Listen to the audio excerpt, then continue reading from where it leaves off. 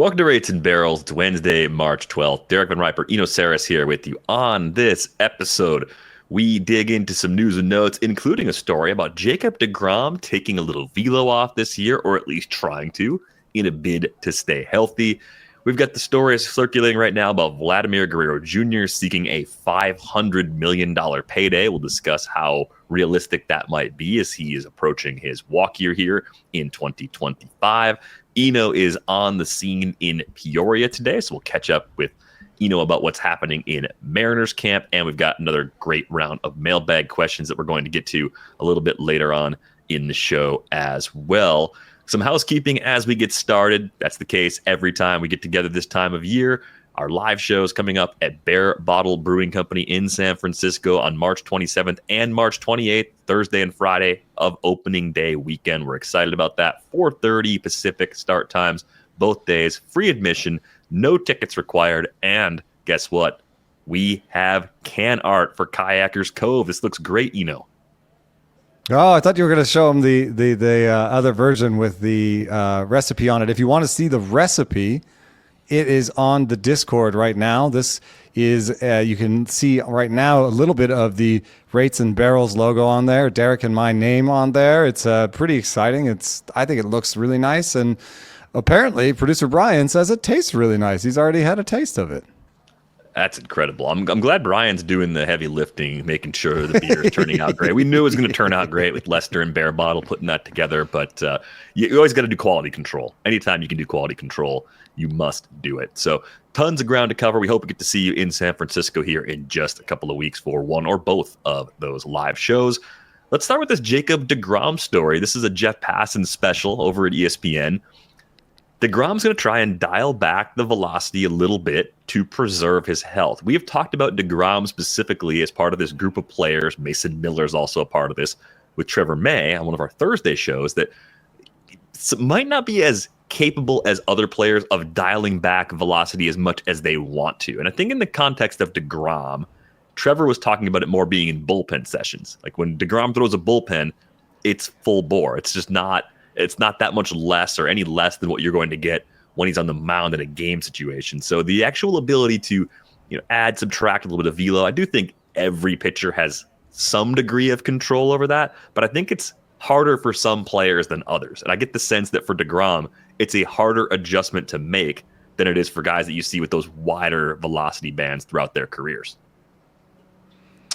Yeah, I wonder. But at the same time, like you have to throw bullpens in your side sessions where you're not throwing 99. I know what Trevor's saying, it's still sort of full bore, but if we had radar run gun readings for deGrom side sessions, I would doubt that he'd be sitting the same that he sits in games. So maybe it could be a little bit of a mindset where it's like, hey, my bullpens are enough to get, most of these batters out. My bullpen velocity, which is probably true. And you have to think about the success stories. The very few success stories I think that we have for double Tommy John are basically Nate Eovaldi and Jameson Taillon. And I think that when you think about them, both of them used to have bigger velocity before. And I want to be careful. Like a lot of times you can say that stuff comes all the way back, but we have talked about how innings don't come all the way back after Tommy John. You don't usually have the same volume. And so maybe this is a little bit part of like, maybe I can have a little bit more volume if I step back. And I think in Taillon and Eovaldi's case, both of them don't throw as hard as they used to. They don't throw as many fastballs as they used to. And they've found a way to kind of be pitcherish and get outs in ways that are not necessarily as dominating. I had heard this, when I was in Rangers camp. I forgot to report it to y'all. It did occur to me the first time I heard it that it was maybe just something that he was just saying. It's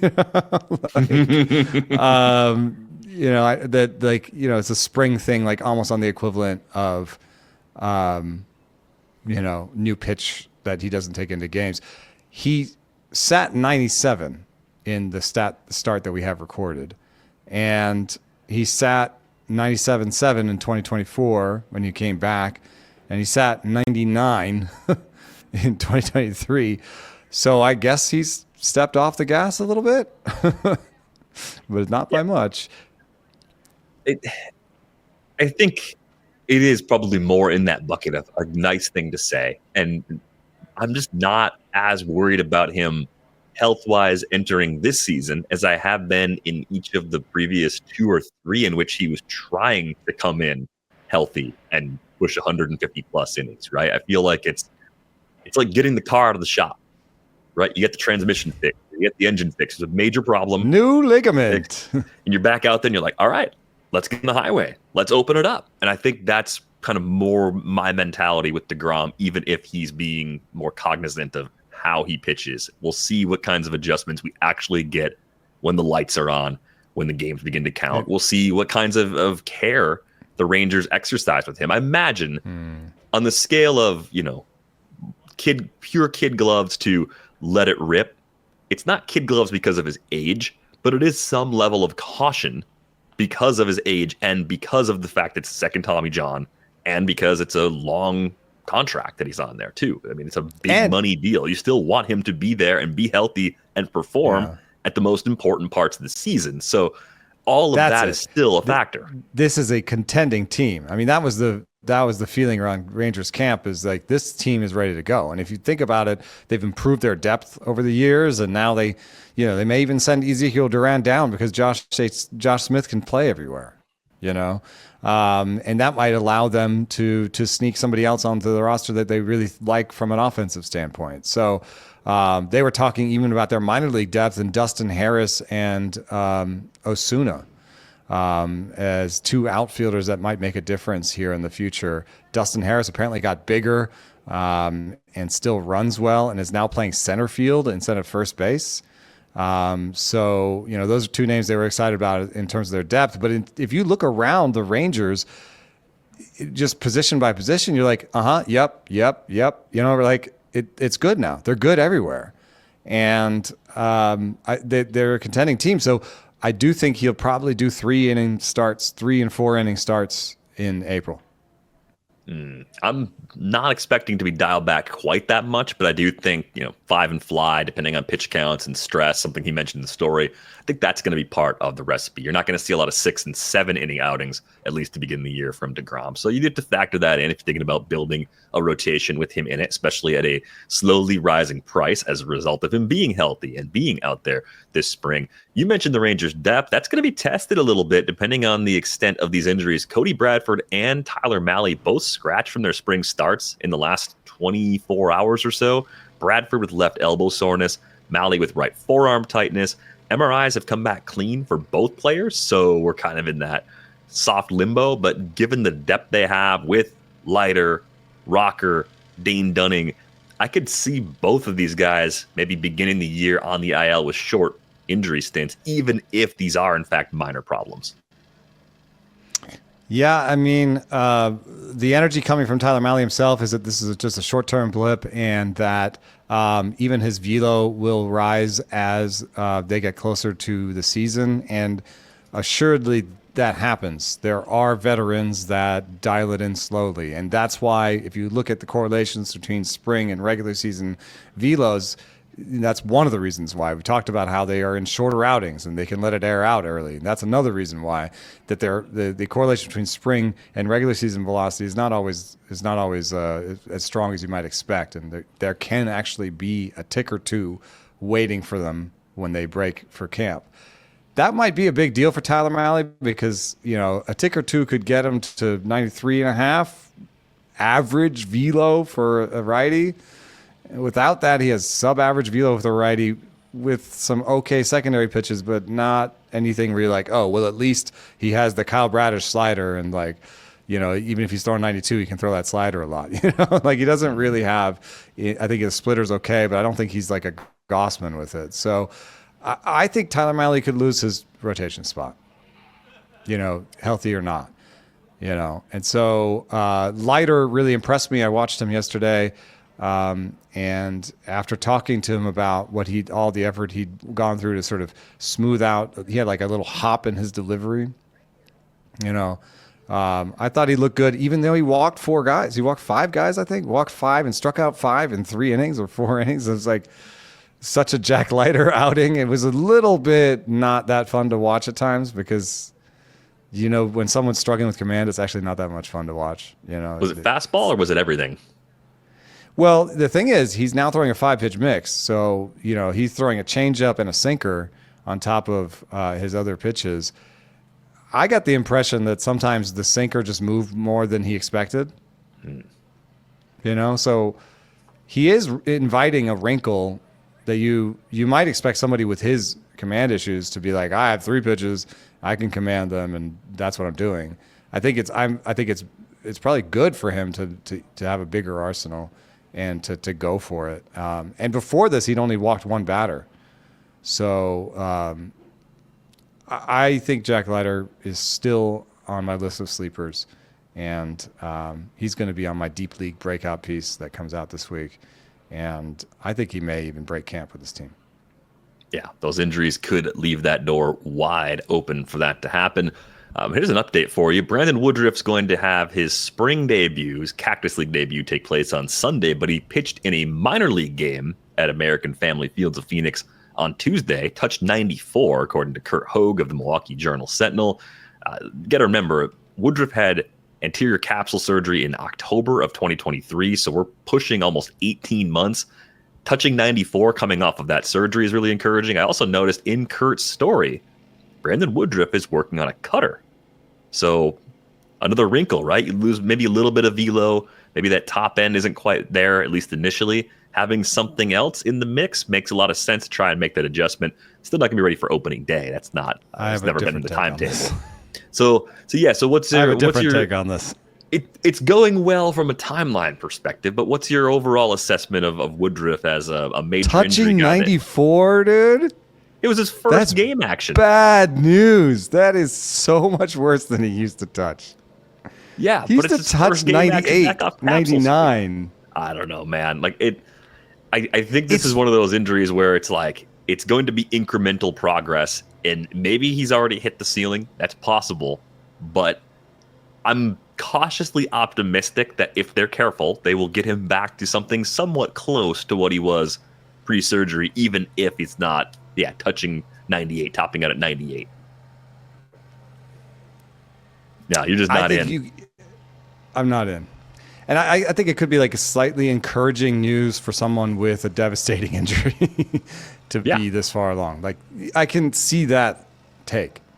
But in terms of like what my actions would be corresponding to this, is he's still on a do not draft list for me.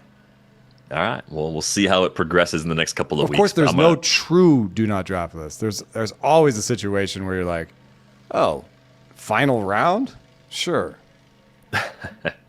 Yeah, I think you'd still prefer to do that in a league with IL spots as opposed to living that life in a league without the IL spots. But I came away a little more encouraged than Eno did with what Woodruff was able to accomplish on Tuesday. We'll see how it looks on Sunday. By the way, that you put IL slots in the Winners League. Oh, no. I'm going to thank Jeff Good. You did. Low Guppy, Commissioner Jeff, for doing that. I had nothing to do with the IL spots. Or he did it for you. Yeah, maybe it's a combination for me so I can go hog wild with my pitching strategy, which I intend to do. I will reveal my intent ahead of time. And I think everybody should know that there are IL spots in that league. It's important. So if you didn't get a chance to read the rules, now you know that the top 10 finishers, the listener league, is going to happen. Bizarre ass settings, which I don't know how you guys came up with these. Not my rules. Those are Jeff's rules. If you're the commissioner, you get to make the rules. That's pretty simple. And he looked for feedback. What are our he was settings? In Discord. Oh, it's like extra runs? categories. Yeah, we've got home runs are allowed by pitchers, strikeouts for hitters. Yeah, there's some. It's not as straightforward 5x5. You got to make some tough decisions. I agree with producer Brian. Sounds shady. You were on the thread when he was setting up the rules. It's not my fault you didn't check in on it. And I don't didn't hold read me the accountable. Yeah, I'm saying, right? You had an opportunity. You had the power to influence the rules, and you chose not to. At least I figured it out before the draft started. I know. I wasn't going to tell you. Let's talk about Vladimir Guerrero Jr., though. Reports that he is seeking a $500 million deal and willing to spread that out over like 15 years. Doesn't want the value of the deal to be that number because of deferrals, though, which I think is kind of important as far as like thinking about how realistic that is and how many suitors there are, right? I mean, we think about the Juan Soto sweepstakes that we just had, or two winters ago with Shohei Ohtani, right? Like you think about how that narrows down the pool, like that size outlay narrows down the pool of teams that would be interested. I wonder with Vlad Jr., and I say this as someone who has believed he's been a great player his entire big league career. I never really had doubts about him as a prospect. I know some of that stuff bubbled up as he moved through the Jays system from some bizarro corners of then Twitter. But ultimately, like Vlad Jr. has been as good of a hitter as promised. We just saw maybe a little more fluctuation in homer totals than we would have expected, in part because of 2023. He only popped 26 homers that year, but he's been extremely durable. Talking about a guy that rarely takes days off. For his career, he's got a 137 WRC plus. He's going to turn 26 on Sunday, so happy birthday in advance, Vlad. I don't think you listen to the show, but if you do, I hope you have a great birthday. Okay, so $500 million for a first baseman, even though he's 26. Given what teams are willing to spend, dollars per win, and all the calculations we think about, is there a team out there that's going to meet that sort of payday for Vlad Jr.? Do the lines intersect? Does a baseball team in 2025 or 2026 pay that much money for a current first baseman who will assuredly be a DH before the end of a decade-plus long contract?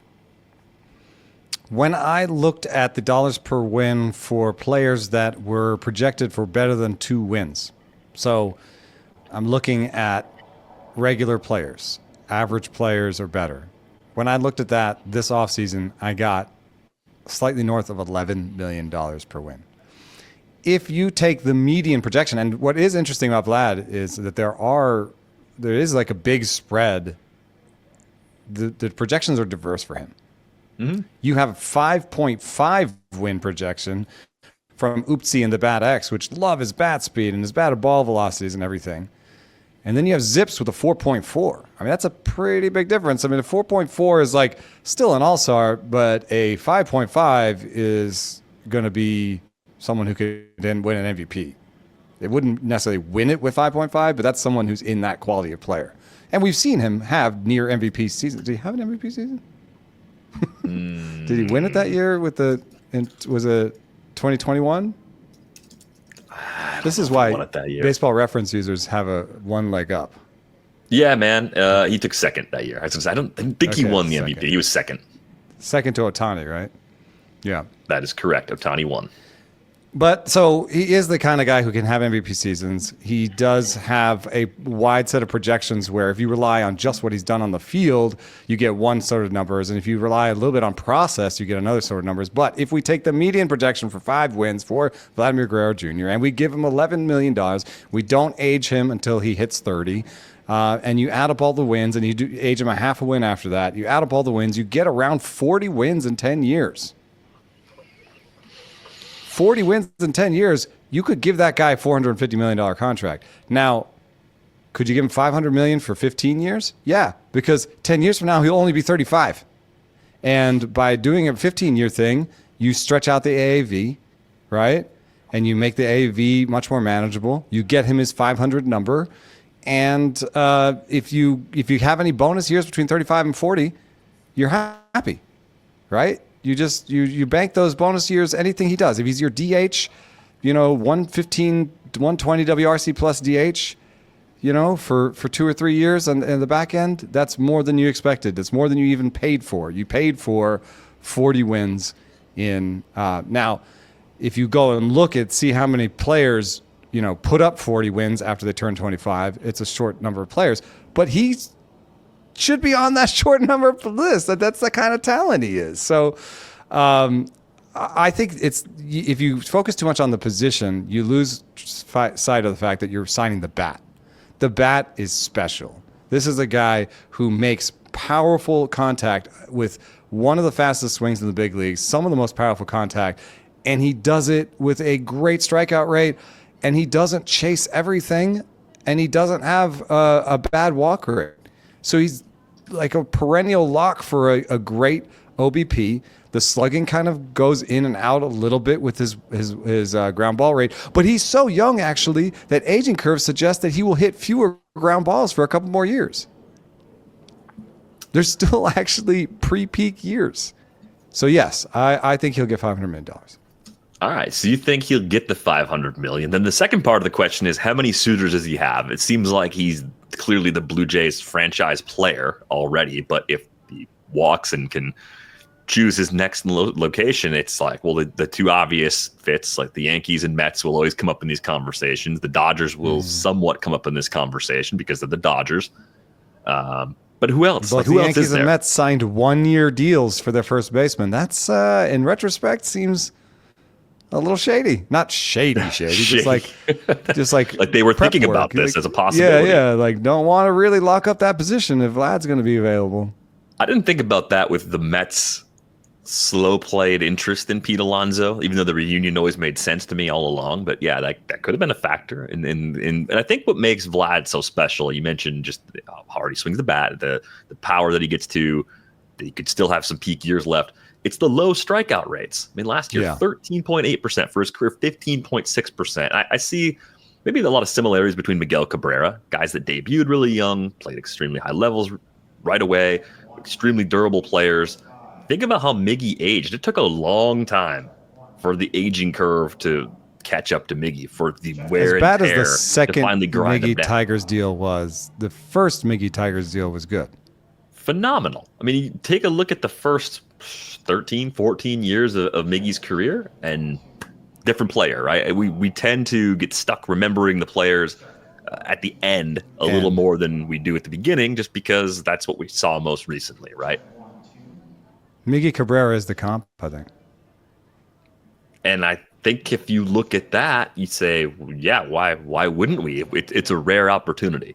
So as long as you believe that he is that sort of rare talent, and by all indications he is, then I think he will. I think you're right. He will get paid. Do you think it's the Mets? Do you think it's the Yankees, the Dodgers? Do you think there's a mystery team that can fly in and actually get this done? Or do you think he stays in Toronto? I mean, the Jays are a tough team to read from a long-term perspective. We've wondered if their window with the Bo Vlad core might just slam shut, and they may have to quickly retool, replan. And losing him at the end of the year, if he walks and they get the qualifying offer compensation, that would be a tough blow for them, given his importance to that franchise. I think the Blue Jays will be in on it. I don't know if they'll actually pull the trigger.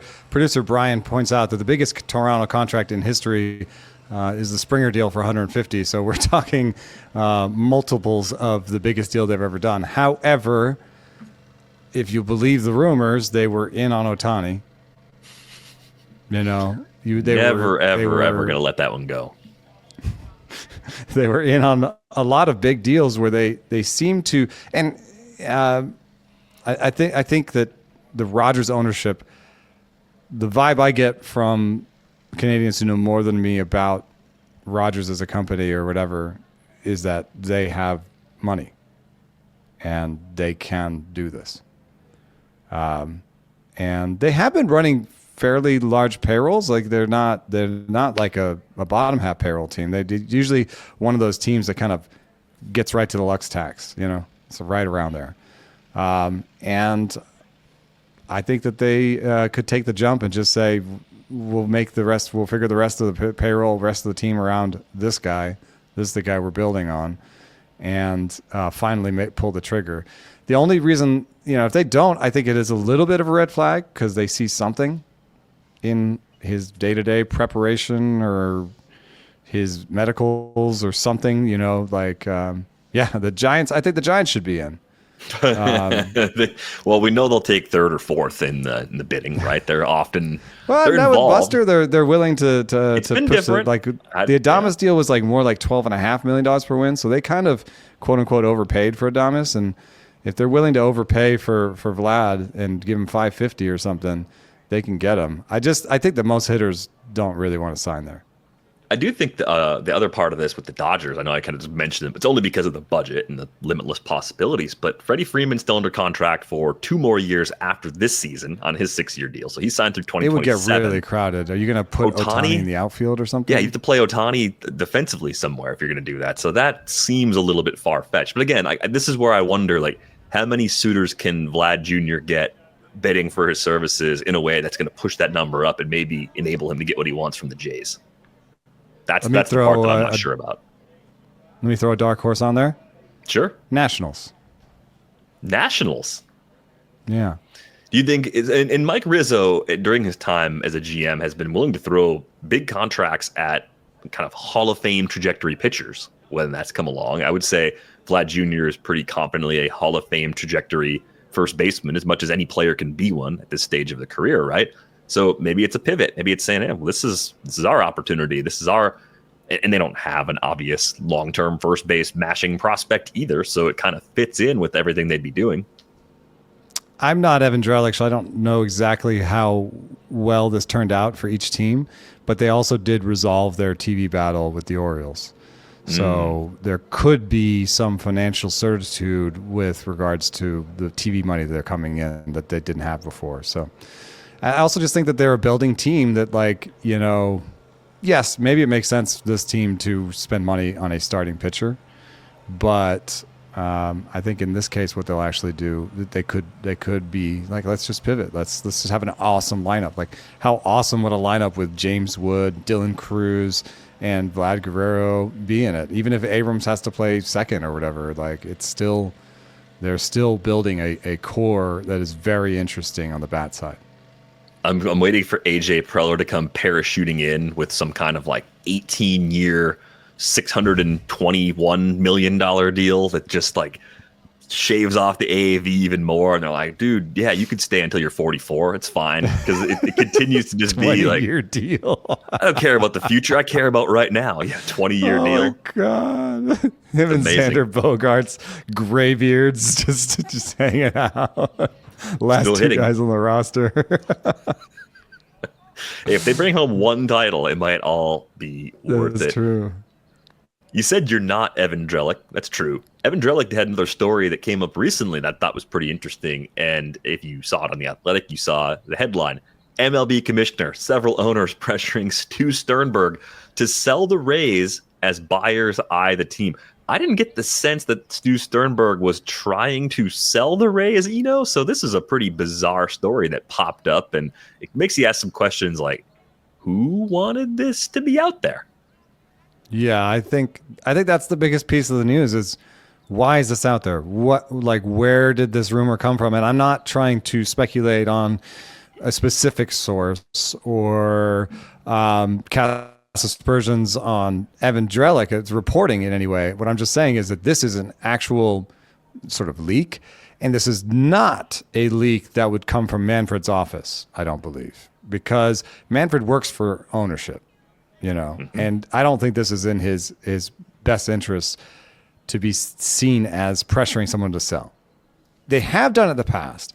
When they've done it in the past, it has been because the team owners were trying to take money out of the teams and were running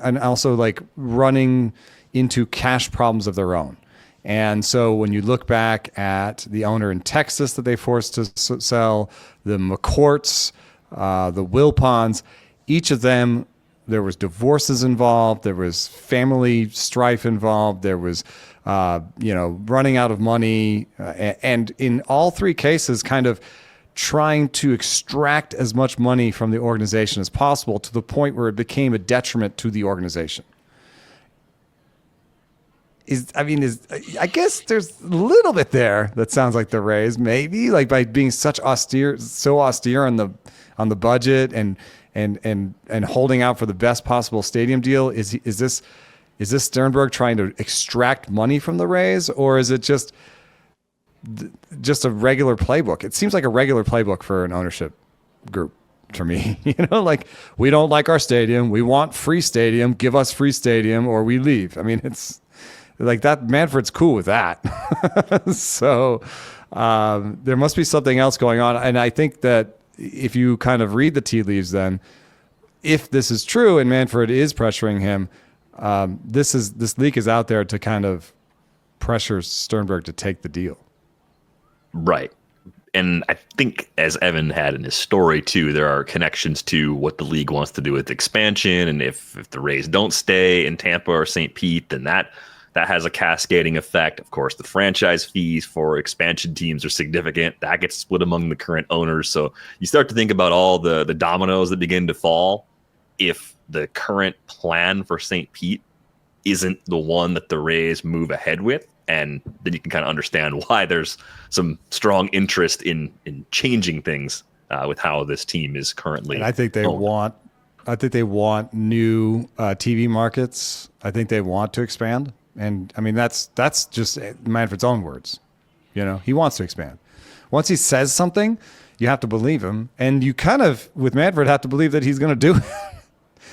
And, he kind of pressured put pressure on the A's to finally get their deal. And that took an expansion market off the table, in Vegas. So I think he kind of doesn't want that to happen again. I think he wants the expansion markets that are there. He doesn't want them to get worse. He doesn't want to go further down the list of expansion markets because Tampa can't stay there, Yeah. Another potential mess unfolding. We'll see where it goes, but great reporting by Evan on that story. Highly suggest you check that out if you haven't done so already. Let's move on. Oh, I have the cryon from yesterday. You're not in Surprise anymore. You're in Peoria. I'm in Peoria. I made a graphic for that too.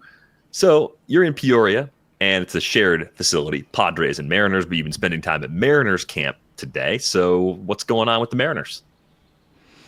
I was hanging out by the pitchers to no one's surprise. Ryan Divish gave me crap. A couple other writers gave me crap. They're like, are these your favorite pitchers? And I'm like, yeah, actually, I think they are. And it was cool because I've been talking to Logan Gilbert since he was in Modesto. And Bryce Miller is very much like Logan Gilbert. They're tinkerers. They have similar arm slots. They talk to each other about the pitches they're throwing, and they're always trying to get better, and they care about the analytics, and they look at the movement profiles. And so they're very much, and they're talkative and fun. And so I talked to them about that shared bond of what they're doing. And Gilbert was talking about how he doesn't know what glove sign to use because he has a curveball that he threw last year that kind of goes sideways, but now he's throwing a curveball that's more like a death ball that goes straight up and down. He wants to throw both. And when you're throwing to a catcher, you have to give your glove sign. And so normally, if it's a curveball, your glove sign is like this. It's like sort of forward with the glove. That's like, it mimics the movement of the thing, right? And if you're throwing a slider, you kind of go this way with the glove, kind of mimicking the movement. But if he's got a slider and he's got a downward curveball, how does he do the other one? And we were laughing about how many buttons he's going to have on the thing. And he's also, we were talking a little bit about so he's throwing a sinker, 2 curveballs, the gyro slider, and the splitter and the four seam in camp. And he's like, I can't promise you that all these are going north with me. This is camp. I'm working on these pitches. I like them. I think that they could be useful. But I don't know what's going to happen when, opening day rolls around. But I think that's the best use of your time in spring as a pitcher, is to see what these pitches look like in competition against good players. Not only what it looks like on the readout, because, he came up with a sweeper that had great stuff. Plus he couldn't command it, and batters were spitting on it because he couldn't command it. So he couldn't throw it. So you learn something from the hitters that's beyond just whatever the model spits out. And Bryce Miller is working on his cutter. He's trying to refine his cutter. I think he's great four seam, great splitter. The sweeper has morphed into sort of a slurvy breaking ball that's pretty good. I think a cutter would be helpful for him to play off of the top of the zone with the hard stuff. But just a really great group. I talked to Emerson Hancock about throwing his sweeper too. So now you've got a guy that I didn't really love before, but with a sweeper, maybe a better out pitch than he had before. And he does have some similarities to kind of the Clark Schmidt low slot. If he's throwing sinker, cutter, sweeper, sinker, gyro slider, sweeper, and four seam, maybe he does have good command, so he could be low to me. And the park is always such a great thing. So like these guys, whatever they are, true talent around the league, they're probably the best fantasy rotation. If you're like, some people draft full rotations. You've seen that, right? I would never do that. I try. No. I mean, no. Oh, like the league format. Yeah. I mean, where you just I take the Seattle rotation. I think I might take them first. One? Yeah. But think about the Dodgers with strikeout rates.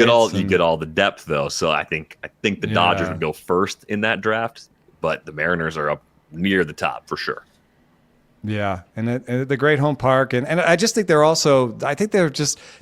real camaraderie there too. Brian Wu was talking about how he had more similar with Luis Castillo, but they have such reverence for Luis Castillo, right? And they each have almost like a pairing partner. Brian Wu's I talk changeup with Luis Castillo because he has my arm slot. He's more my arm slot, and Bryce Miller, and then Kirby's just a savant, and he's not as talkative as the rest of them. But we also laughed about how he's the 9-pocket god, and nobody could beat him in any command game. So, just a great group of pitchers I wanted to check in. Well, I also, checked in with Mitch Haniger and Dylan Moore about the research that we talked about on the show that suggests that there's not only a batter's eye being sort of perpendicular to the home plate issue with the home strikeout rate surge in Seattle, the strikeout rate park factors there, that there's a sun factor. And Dylan Moore was like, yeah, what happens is as the sun is setting, it lights up the batter's eye. It's not necessarily like a reflection. It's that the batter's eye becomes a different color and then you can totally imagine that, right? It just becomes lighter. It becomes like a lighter green. Ball, I imagine, like a lighter backdrop's going to make the ball look fuzzier. I think would be the way I would try to describe it. Less contrast. Yeah. And Mitch was like, they could fix it. And I was like, what? He's like, yeah, it comes through the windows. Right. Get some and there's sun shades. Windows. And he's like, they could just put shades there. And he's like, I think that, I think they just leave it because it's an advantage for them on the pitching side. And I was like, well, there's also Dylan Moore was like, don't you call my ballpark weird? And I was like, well, it's just this part is weird because I said something about it being weird. And he's like, this is the only ballpark I've ever had. And I was like, no, I love it. I love the ballpark, Dylan. And he's like, okay, just be sure. Mitch on the other hand was like, I try not to think about it. I was like, what do you do about it? I was like, normally people get better at it over time. And Mitch was like, I try not to think about it. What is it going to do to think about it? I just try to hit. True. You just have to solve it one way or the other. Does Dylan Moore? I'm amazed that he's the guy that said, "Don't call my ballpark weird." On the one hand, that's cool. That's a kind of endearing, loves his home park, and that's where he's comfortable, in the sense of saying the right things, which. Yeah, Jerry DiPoto should have Dylan Moore do media for him, perhaps. Think about this. Dylan Moore's splits for his career. He's a 179, 289, 336 hitter at home. What He's is he on the road? 87 WRC plus. He's 234, 343, 432, 117 WRC plus with a 26.8% K rate. If you put Dylan Moore in any other ballpark for half his games, I think he'd be more of a household name. Very good player, or at least a very solid player that isn't like the fantasy enigma that we look at. We're like, there's power and speed, but maybe not an everyday job, and the batting average is going to hurt you. I think some of that downside would just go away if Dylan Moore played in a neutral environment, or even just one that didn't boost strikeouts like that. Yeah, I do wonder about that. I don't know if this is news or not, but I did ask him, do you have a bunch of gloves? And he goes, not down here. Okay. I said, I only have one glove down here. And I said, so just the infielder's glove. And he goes, yeah, but up in Seattle, they've got my outfield glove. So he still has it. He hasn't thrown it away. Hasn't donated it yet. We may be heading towards Dylan Moore as he's a lefty, right? Dylan Moore is he's a righty. righty. That's what's so awkward about him, and he's not playing well right now. Ugh. But I think I would trade for Dylan Moore if I knew I could get him from the Mariners. From a real life perspective, plays enough positions, has some tools, is interesting fit. I just think you'd get better results getting him out of that ballpark. The problem is you'd probably have to give them a position player back, because unless you gave him like a fifth starter type or something, but I don't think they would value that so much, because Emerson Hancock is probably a fine 6, and Logan Evans, despite not pitching that well this spring, and whenever I talk to a Mariners person about Logan Evans, they think plus makeup, plus slider, and starter or whatever, 7th starter, and they've had such, what would you offer them? You'd have to offer them a close infield prospect. If you were Matt Arnold, would you offer them Oliver Dunn for Dylan Moore? Third base. But then you'd have two righties. You can't platoon them. No, I'll you know what? I'll fess up. I sent you a text yesterday, and I said, I think I'm maybe in on Oliver Dunn as a platoon guy. Why? Did he hit a homer that you were watching or something? Hit 2. I think yesterday, and I was looking at his page again. I was like, it wasn't a big sample in the big leagues, and the upper level minor stuff was really good, and he's a little old for the level, and I think some of that was at Reading, which is a goofy park, boost homers. But I came back to maybe in a platoon situation this can work. More of I don't think we got enough healthy Oliver Dunn in the big leagues to definitively say he can't do it, even though Brewers Twitter or Bruce Sky is going to say, we don't like Oliver Dunn. You're an idiot. That's probably the incoming flood of messages. So I was low-key, quietly I'm not quite out on Oliver Dunn just yet. I don't know how I got here. I don't know why I'm talking about Oliver Dunn right now. I didn't have to do that. Would you trade for Dylan Moore to play third base for you in Milwaukee? I would. And because even if he's not playing third, he can play other spots. Yeah, and even Oliver Dunn could use a right-handed. I mean, if you're saying maybe trade Oliver Dunn, but there is actually maybe something here, because what the Brewers have are a lot of close prospects that kind of fit the bill that Seattle likes, which is makes contact, maybe doesn't have the best batted ball velocities. That's something that Seattle has bid on before. So Andrew Monasterio for Dylan come Moore, on, that's not going to happen.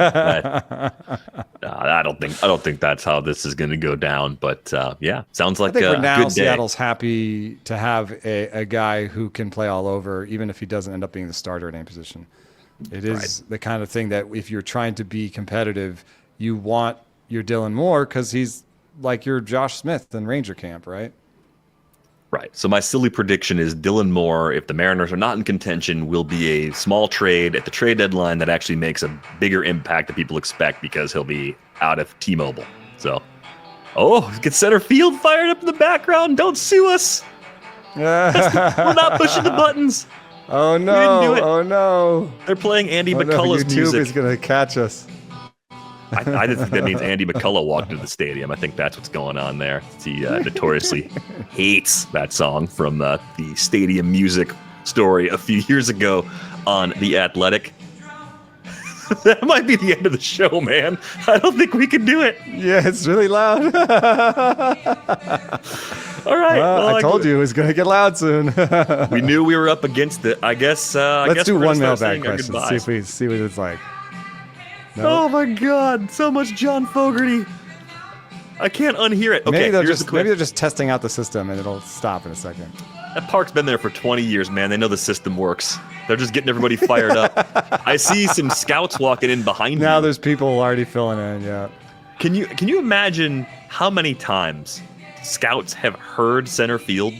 Oh my God. Imagine a scout who's done the job for 30 years. They are the only people on the planet that probably hate the song as much as Andy does. That's incredible.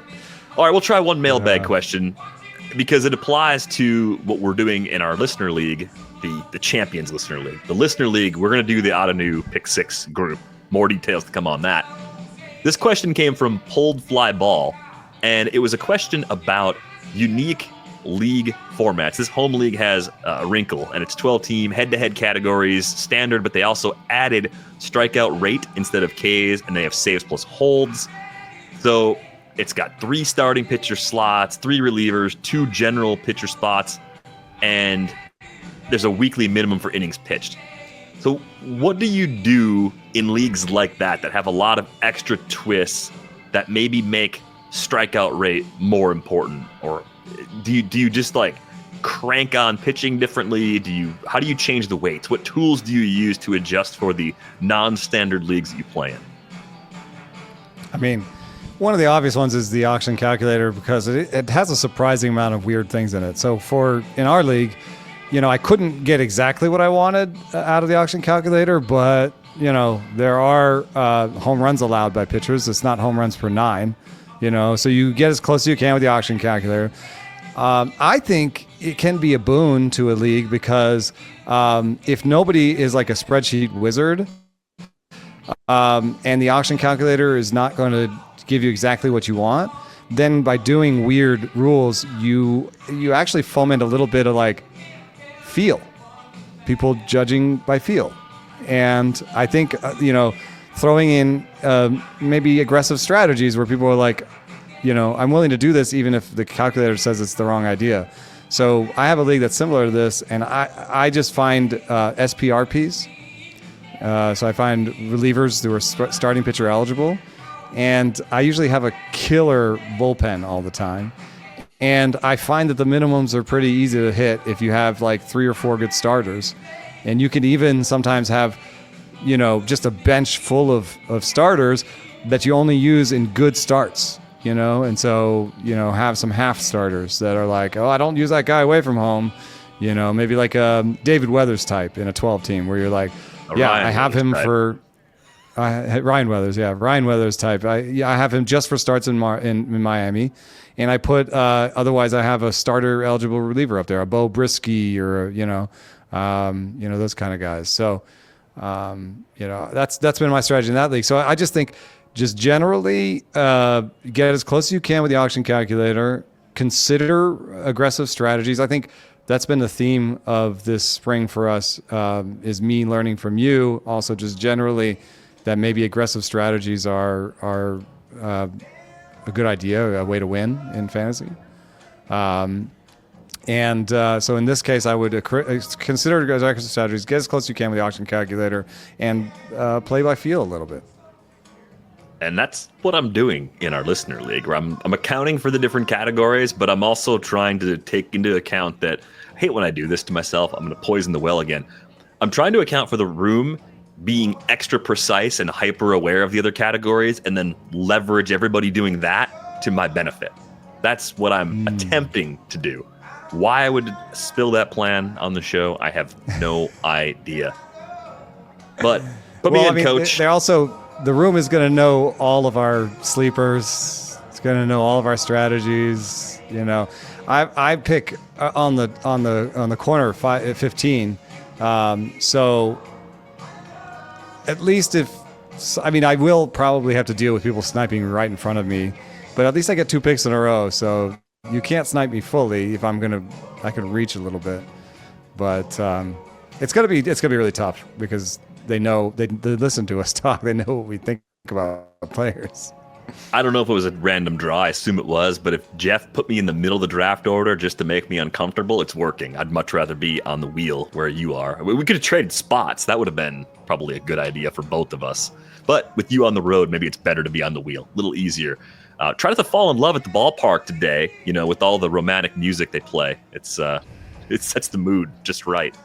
I think we gotta call it a day because so my loud. Wi-Fi's dying and it's loud, and this is spring training. Yay! This is spring training, everybody. We'll make it up to you later in the week or next week when we're both in the comforts of our own home. But a reminder, you can join our Discord with the link in the show description. Send us mailbag questions for future episodes in the Mailbag channel. We got strategy channels, team channels, all sorts of good stuff, news and notes too, if you're trying to keep track of some of the things happening around the league. You can find Eno on Bluesky, Sarris.bsky.social. I'm DVR.bsky.social. Get a subscription to The Athletic at theathletic.com/rates and barrels. Read Eno's stuff, read all the other great content we have there as well. That's going to do it for this episode of Rates and Barrels. Thanks to our producer, Brian Smith, for singing every single word to center field in the background and for putting this episode together. We are back with you on Thursday. Thanks for listening.